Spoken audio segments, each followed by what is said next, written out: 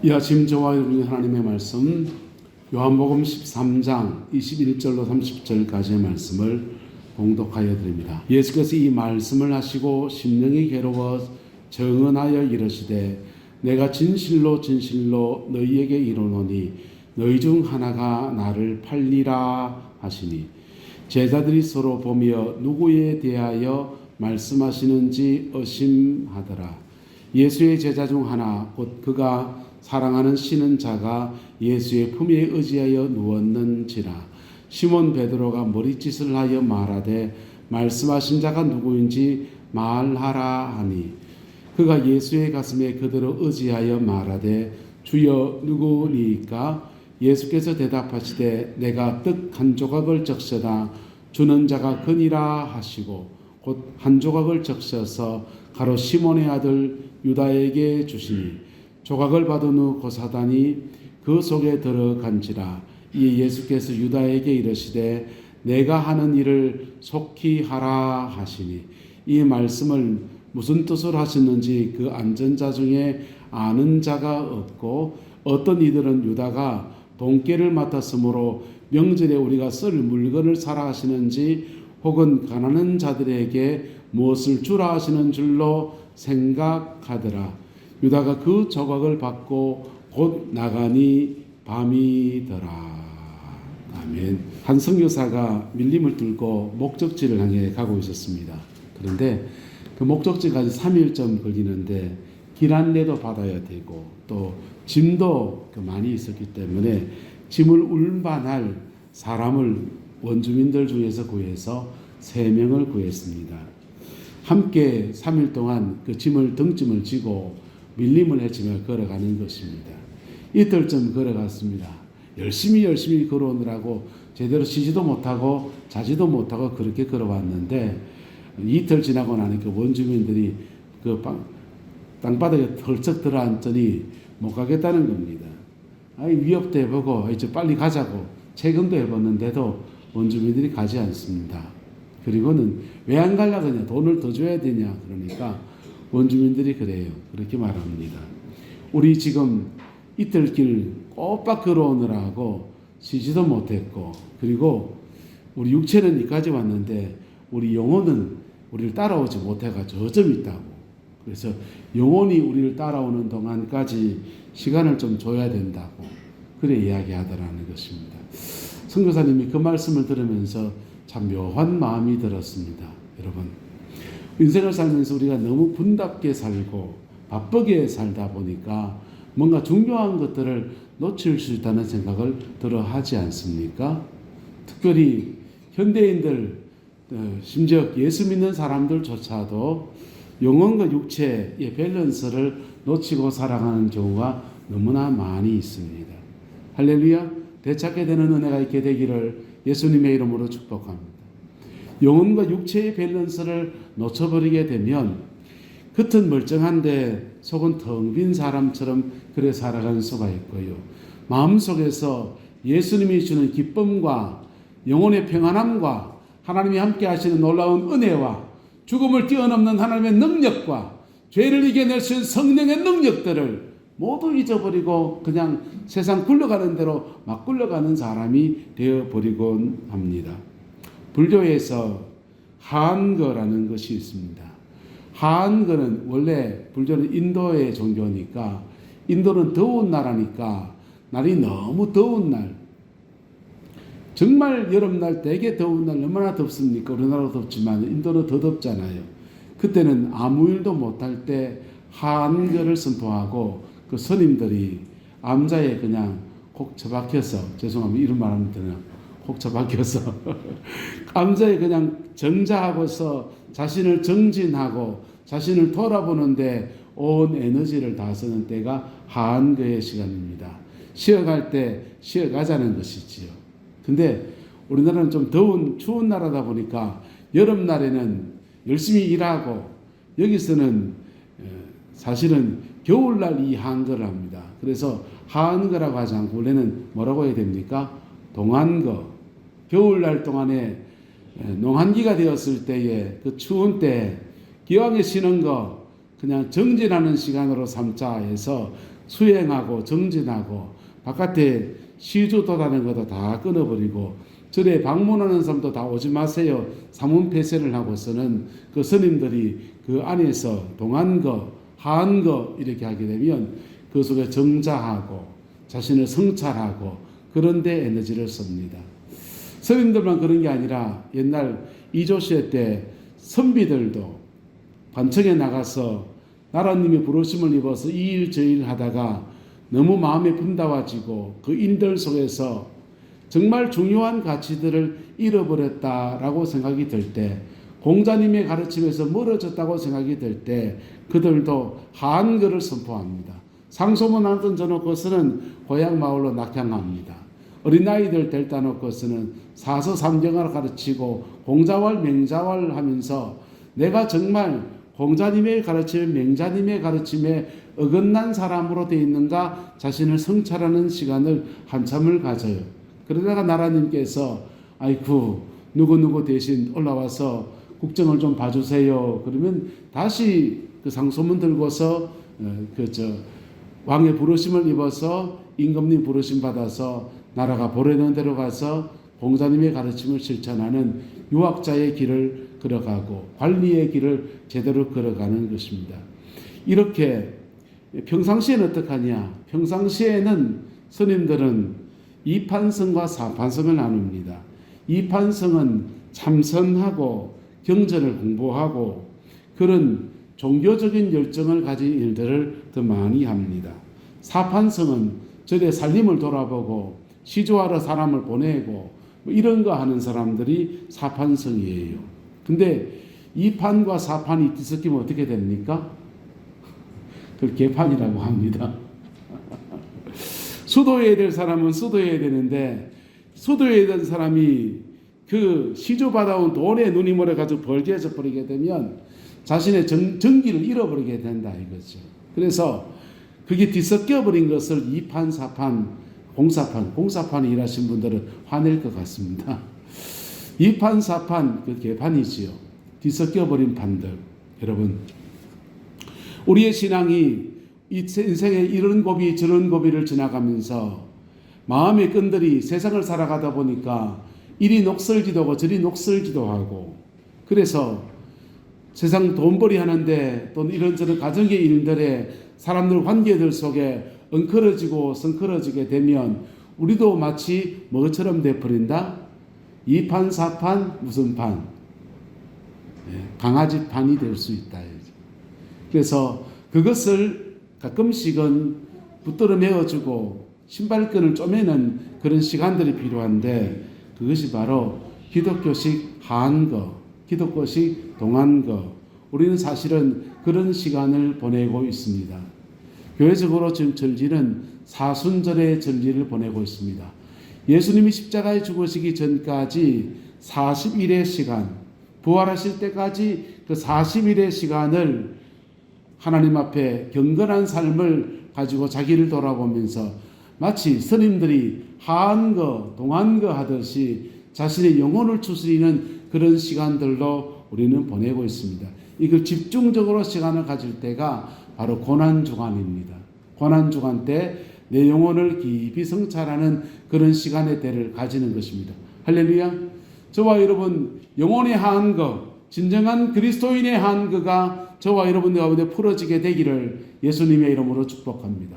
주님은 고난주간 십자가에 죽으시기 한 주간 중간 안에 제자들의 발을 씻어주는 세족의 예식을 행하여 주셨어요. 지난주 말씀을 나누었습니다. 세족에는 두 가지 뜻이 있다고 했습니다. 한번 따라합시다. 목욕과 세족. 목욕하는 것은 마치 자신의 영혼이 완전히 거듭나는 것과 같이 깨끗함을, 완전한 깨끗함을 덧입는 그런 은혜의 시간입니다. 영혼이 거듭나는 시간이에요. 이건 신앙 안에서 예수 그리스도의 첫사랑을 맛본 사람들이 경험하는 은혜들입니다. 그 은혜들이 저와 여러분의 경험되어졌기를 예수님의 이름으로 축복합니다. 그걸 경험한 사람들은 그렇게 경험하고 난 뒤에도 다시 인생을 살다 보면 죄가 나오거든요. 그 죄가 나올 때 그때마다 마치 자기의 손을 씻듯이 발을 씻듯이 양치질을 치가치가 하듯이 세면을 하듯이 그렇게 자신의 영혼을 단장하는 시간을 가집니다. 그것을 예수님은 세족에 빗대어서 말씀해 주셨어요. 할렐루야. 예수 믿는 사람들은 세상 사람들과 다른 사람들이지. 다른 차이가 뭡니까?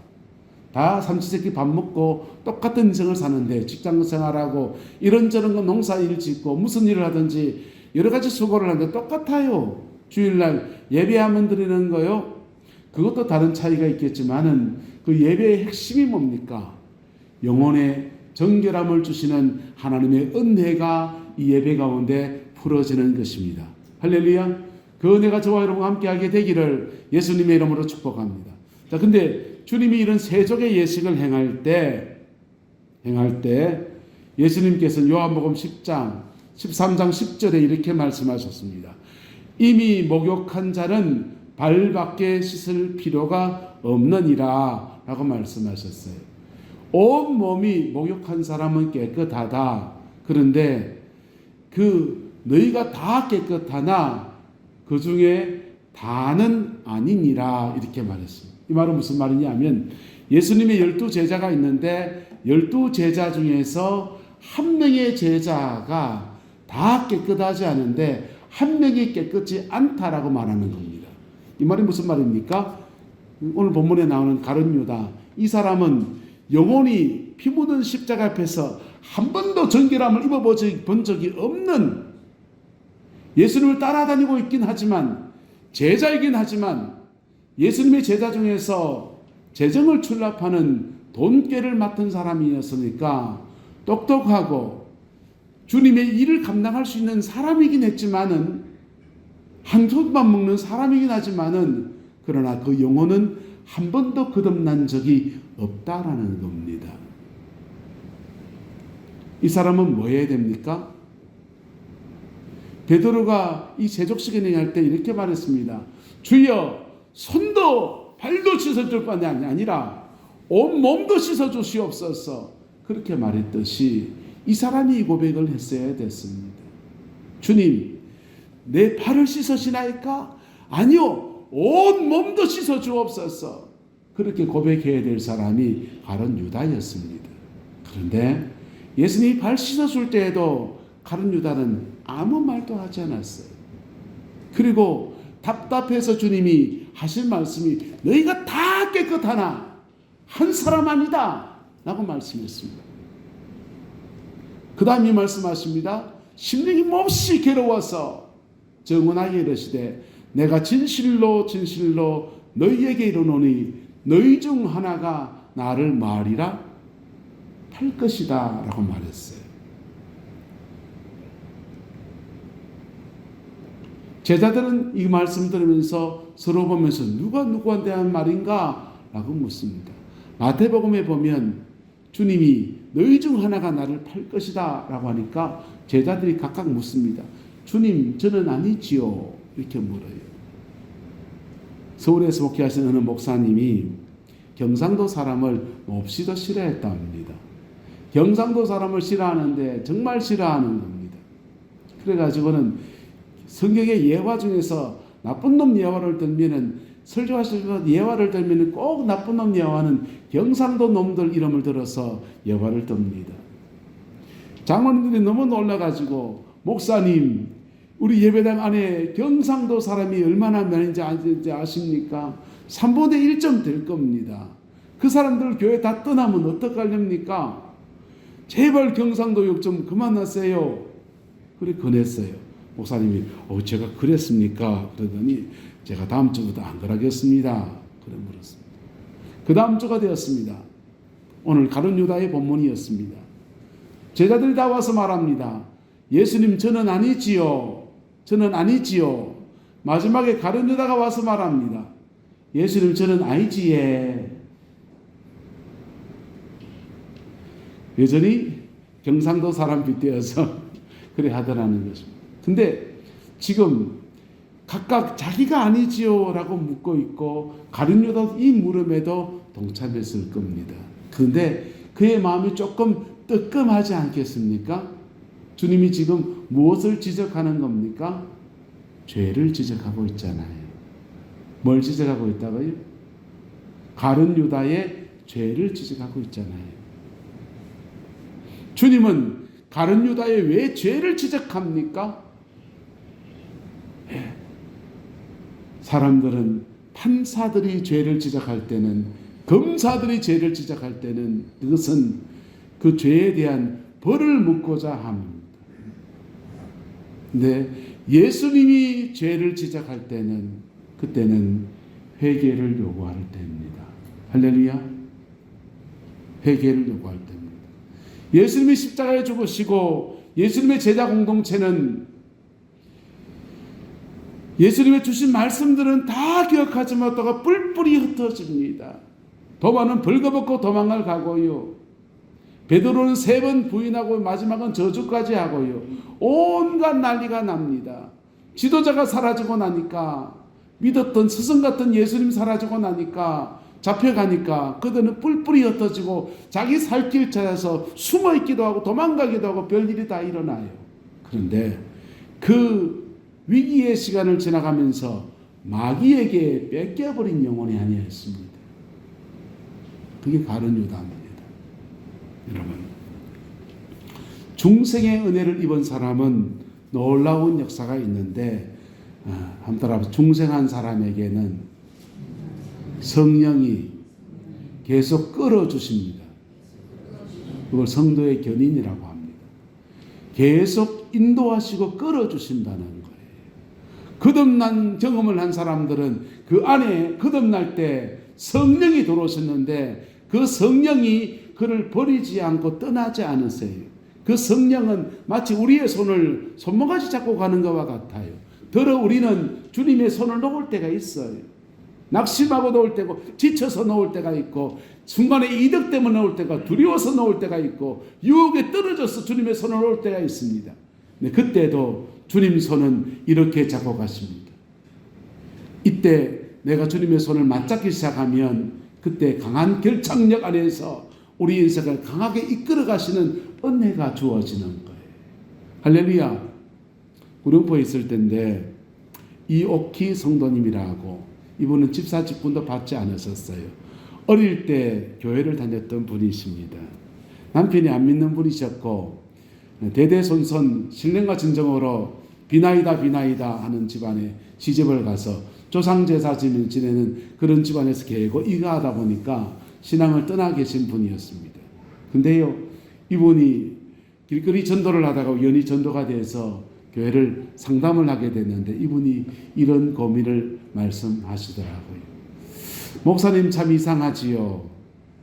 저는 어릴 때 교회를 다니고 그 뒤로는 교회를 다닌 적이 없습니다. 때가 차서 결혼하고서 왔는데 요즘은 예배당 종을 안 치니까 그런데 예배당에서 종소리만 들리면 이상하게 눈물이 납니다. 그러시더라고요. 그러다가 종 끝나고 차인배를 했지 않습니까? 새벽녘마다 온 동네에다가 차인배를 울리는데 주로 나오는 차인배 소리가 어서 돌아오 어서 돌아만 오, 그 찬송 선율로 이렇게 차인벨이 쭉 울리는데 그 차인벨 소리만 들어도 왜 그렇게 눈물이 나는지 모르겠어요. 그래서 뭔가 걸린 듯이 교회를 한번 오기만 하면, 예배당에 앉기만 하면 뭐 아무도 이유도 없는데 그냥 눈물이 납니다. 그러세요. 여러분, 그 사람의 영혼과 육체, 마음 안에서 왜 자꾸 눈물 납니까? 찬송만 들려도 눈물 나고 교회 종소리만 들려도 왜 눈물 납니까? 어릴 때 예수 그리스도를 믿음으로 고백할 때 그 안에 누가 들어오셨다고요?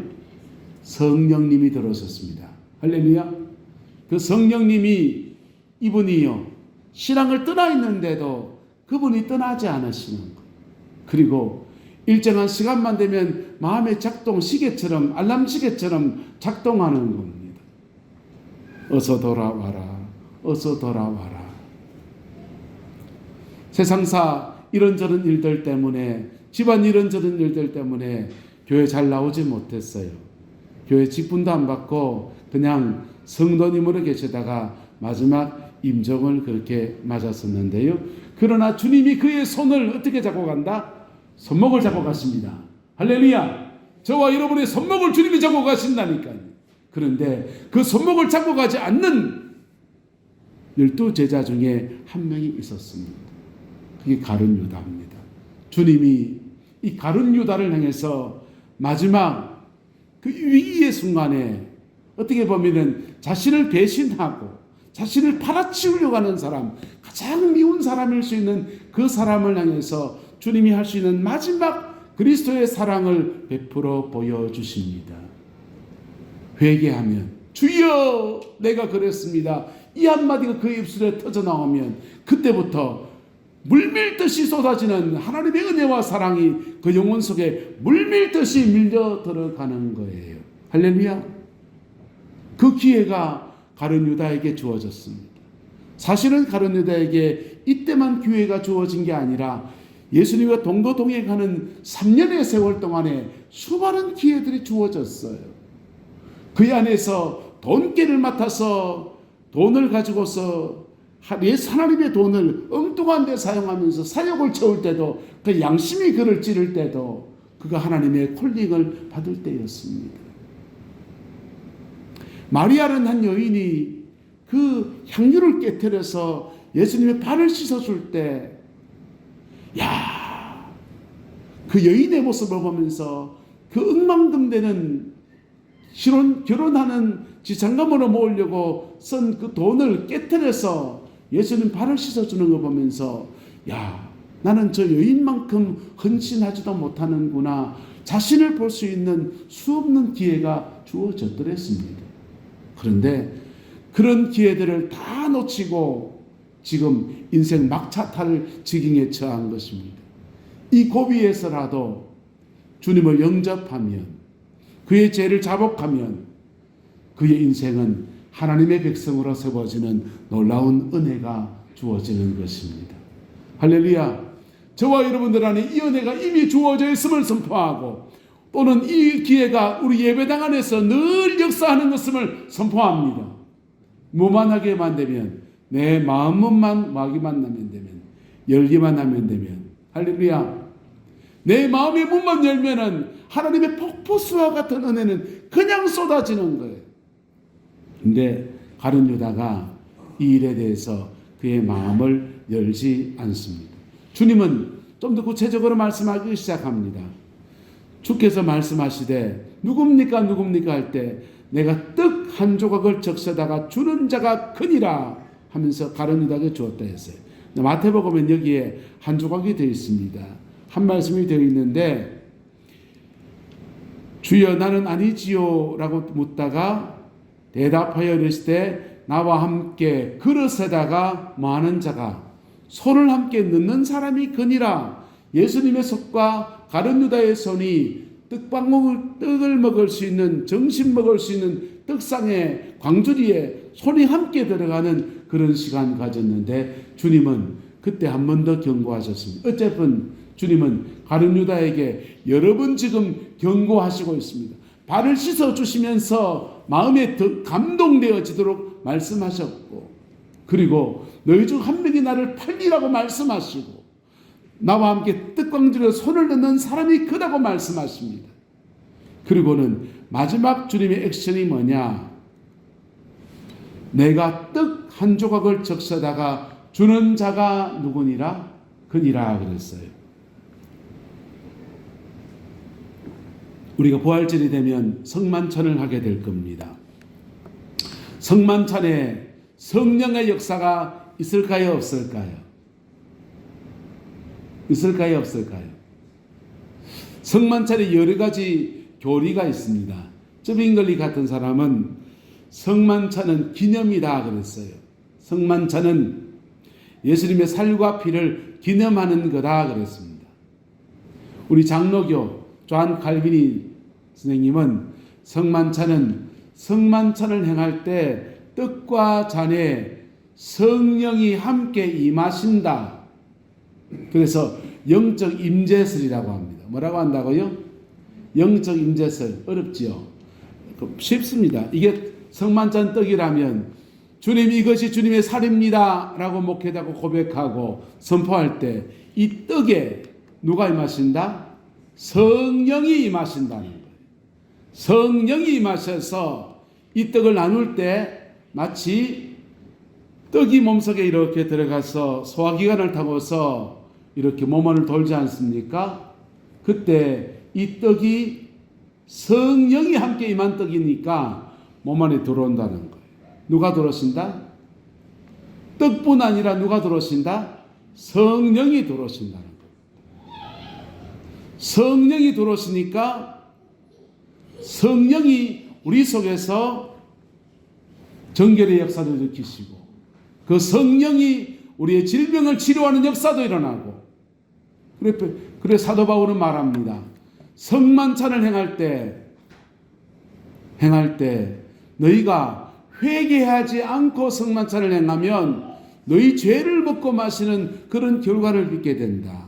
그런데 성만찬을 정말 마음을 열고 받아들이면 거룩하신 떡이 거룩한 게 아니고 그 떡에 누가 임하여서 성령이 임하셔서 우리는 물리적인 떡을 먹는 것 같은데 누가 우리 속에 오신다? 성령이 오신다 이거예요. 누가 오신다고요? 성령이 오신다. 그래서 성만찬을 정말 믿음 가지고 하면 성령의 역사가 확 일어납니다. 동의하십니까? 성만찬을 믿음으로 행하면 질병의 치유가 일어납니다. 성만찬을 믿음으로 행하면 우리의 죄를 사함받는 은혜가 부어집니다. 왜요? 성령이 예수님의 떡과 예수님의 잔을 마치 성령 안에서 그 떡과 잔을 먹을 때 우리 영혼을 2000년 전 십자가의 그 은혜의 자리로 끌어가시는 역사를 베풀어 주시고 그 성령 안에서 우리의 죄를 사하시는 역사와 우리 문제를 치료하시는 놀라운 은혜들을 베풀어 주신다는 거예요. 어떤 은사자가 마치 안수기도 할 때 왜 안수기도 합니까? 안수할 때 내 안에 임하신 성령을 전히 나누어 주는 것과 같아요.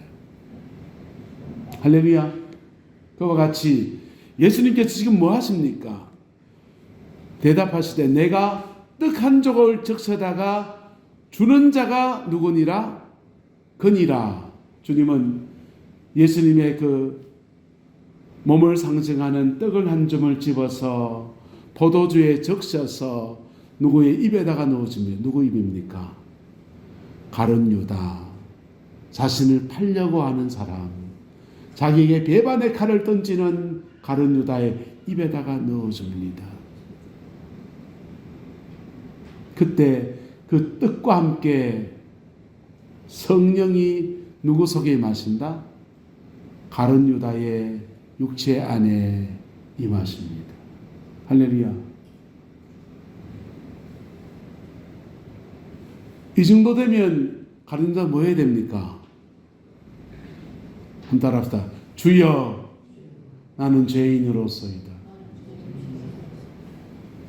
이 고백 나와야 되잖아요. 이렇게까지 하면 이렇게까지 주님의 사랑으로 다가오면 가룟 유다 주여 나는 죄인으로서이다. 이 고백 나와야 되지 않습니까? 이 고백 나오면 걷잡을 수 없는 성령의 역사가 그를 회개로 끌어가면서 눈물 다 흘리면서 우리나라 분들요 60년대 회개 역사가 막 일어날 때 그분들 찬송도 참 어떻게 그런 거 있는지 이 벌레 같은 나 위에 주 보혈 흘렸네. 우리가 뭐라고 합니까? 이 벌레 같은 나 위에서 찬송도 이런 찬송에서 나 같은 죄인이 용서함 받아서 가사는 아주 경쾌하고 빠르지만은 그 곡조는요 나 같은 죄인이 그 찬송을요 60년대 분들 바카 이래 불렀습니다. 나 같은 잡놈이 용서함 받아서 어떻게 나 같은 잡놈한테 하나님의 은혜가 와서 이 죄인을 정결케 하시고 세상을 만드신 그 거룩하신 분이 어떻게 내 영혼 속에 임하시는가? 이 감격의 찬양을 우리 믿음의 선배들이 하나님 앞에 그리도 많이 올려드렸습니다. 여러분의 영혼 속에 십자가가 어떤 의미가 있습니까? 여러분의 심령 속에 보혈의 그 능력은 어디에 있습니까? 저와 여러분을 정결케 하시는 그 은혜는 2000년 전에 한 번에 일어나고서 한 시대가 끝나면 사라진 게 아니고 계속해서 시대와 역사와 문화를 달리하면서 주님 앞에 정직한 고백으로 나오는 모든 사람의 영혼을 받아주시는 하나님의 은혜입니다. 할렐루야. 모든 사람의 영혼을 받아주는 하나님의 은혜입니다. 감옥 안에 있는 사람이나 어디에 있는 사람이나 그 어떤 사람의 영혼도 받아주시는 하나님의 은혜입니다. 주님이 가룟 유다에게 이 큰 사랑을 베풀 때 가룟 유다 어디 있어야 됩니까? 조각을 받은 후에 곧 누가 들어가셨다? 성령이 임해야 됩니까? 마귀가 와야 됩니까? 정상적인 성만찬을 하면 그 뜻과 함께 성령이 임하는 거예요. 그런데 성령의 역사가 일어날 때 그때 우리 속에 육성이라는 것이 있어서 우리는 믿음의 선택이 필요합니다. 내게 은혜로 다가오시는 예수님의 말씀을 잡을 것인가? 내가 원래 관성을 따라서 내 재성을 따라 살아가던 그 사람으로 살 것인가? 선택해야 돼요. 가룟 유다 주님의 권면 앞에서 성령의 인도하심 앞에 주여 나는 회개합니다. 죄인입니다. 이렇게 고백하면 성령의 역사가 그 영혼을 확 덮으십니다. 그리고는 놀랍게 그의 인생을 새롭게 하시는 은혜의 역사가 펼쳐지게 됩니다. 그런데 요 고비에서 인간은 자유의지를 가지고 있고 이 자유의지는 하나님이 뺏지 않았어요. 강제하지 않거든요. 한 따라합시다. 내가 선택해야 됩니다. 내가 믿음의 선택을 해야 합니다. 가룟 유다 믿음의 선택하지 아니하고 자신이 예수를 팔아치우려고 돈 받아놓은 거 그거 마음에 그게 다 가 있습니다. 그러니까 조각을 받은 후에 곧 사단이 그 속에 들어간지라. 이미 있던 사단이죠. 이미 있던 사단이 가룟 유다 더 세게 잡은 겁니다. 그럴 때 예수님 말씀합니다. 예수께서 이르시되 내가 하는 일을 속히 하라. 가룟 유다에게 속히 하라고 선택을 권하는데 이 주님의 마음은 어떤 마음이에요? 나가 뒤져라 이 말입니까? 이 썩을 놈의 새끼, 나 팔아치우려고 네가 그럴 수 있나? 3년을 똥개를 흘려주고 니보다 낫겠다 이겁니까? 아니요. 주님은 성령을 부어주시고 주님이 하실 일을 다 하셨고 그리고 너 믿음의 선택을 해라 라고 권면하고 있습니다. 그런데 가룟 유다 이 주님의 마지막 권면 앞에 마음을 추스리고 곰곰이 묵상하고 그 정신을 차리지 아니할 때 가룟 유다는 그 조각을 받고 곧 뭐했다? 나가버렸다는 겁니다. 하나님의 은혜가 넘치는 역사가 나타날 때 들어 이 은혜의 자리에 뛰쳐나버리는 사람들이 있습니다. 우리나라 가수 중에 조모모씨라고 유명한 가수분 계십니다. 화개장터 이런 거 부르신 분이십니다. 근데 그분은 원래 권사님 아드님이에요. 빌리 그레엄 전도대가 한국에 왔을 때 그 전도팀 앞에서 누가 나와서 찬양을 하기 시작합니다. 찬양을 누가 했냐? 조영남 씨가 했습니다. 그 찬양을 들으면서 빌리 그레엄 목사님께서 감동을 받으셨습니다. 야, 저 친구 대단하네. 그래가지고는 저 친구 공부시켜주면 좋겠다 하면서 서울대 성악과 다니는 사람을 맥주로 끌고 미국으로 데리고 가서 신학 공부를 시켰습니다. 신학 공부를 시키고 침례교 신학, 빌리 그레엄 침례교 목사니까 침례교 신학을 했습니다. 서울의 이동은 목사님이라고 그분이랑 신학교 동기였습니다. 신학교 동기고 논문도 썼습니다. 그리고는 한국에 들어와서 가수 생활하는데 주변에 많은 가수들이 안타까워합니다. 야, 조영남이 저거 신학까지 했는데 왜 저래 됐분노? 걱정하고 염려되니까 누가 추천해서 하와이의 코나에 있는 열방대학이라는 곳에 추천을 해 주었습니다. 열방대학 가서 너 은혜 좀 더 받고 와라. 그래서 정말 하나님을 찬양하는 가수가 되라. 그런 의미로 코나의 열방대학에 보내줬습니다. 조영남 씨가요, 코나에 갔다가 한 주간 만에 도망쳤습니다. 하나님의 은혜가 넘치는 데서 거기 좀 은혜에 좀 쩔면 안 됩니까? 은혜가 좀 넘치는 데서 그의 마음을 좀 찢고 자기의 마음을 토하고 나가면 안 됩니까? 은혜의 자리에 뛰쳐나가 버리고 말았습니다. 그리고는 방랑자와 같은 인생을 지금까지 살아서 여러분 알고 있는 조영남 씨로 여러 가지 인생의 우환과 아픔과 눈물들을 그냥 세상 사람들이 지나온 세파들을 다 지나온 조영남 씨로 지금 그렇게 서 있습니다. 여러분, 피 묻은 십자가의 복음이 저와 여러분 여전함을 선포합니다. 그 복음의 능력이 우리가 오늘 사순절을 보내는 동안에 우리 영혼의 한글을 선포하고 우리 영혼의 동안글을 선포하고 주님 앞에 마음을 겸비하게 나가는 사람들 속에 그 보혈의 역사하면서 영혼을 정결케 하시고 삶을 새롭게 하시고 인생을 새롭게 사는 놀라운 은혜의 역사로 오늘도 역사합니다. 누구든지 그리스도 예수 안에 있으면 새로운 피조물이라 이전 것은 지나갔으니 보라 새 것이 되었도다. 꿈 같은 말씀이 아니고 실제하는 예수 보혈의 권세입니다. 할렐루야. 여러분의 인생에 어떤 문제가 있습니까? 여러분의 삶에 어떤 아픔이 있습니까? 여러분의 내면에 어떤 마음의 괴로움들이 있습니까? 피 묻은 십자가 앞에 용서받지 못할 죄가 없고 피 묻은 십자가 앞에서 용서할 수 못할 사람도 없습니다.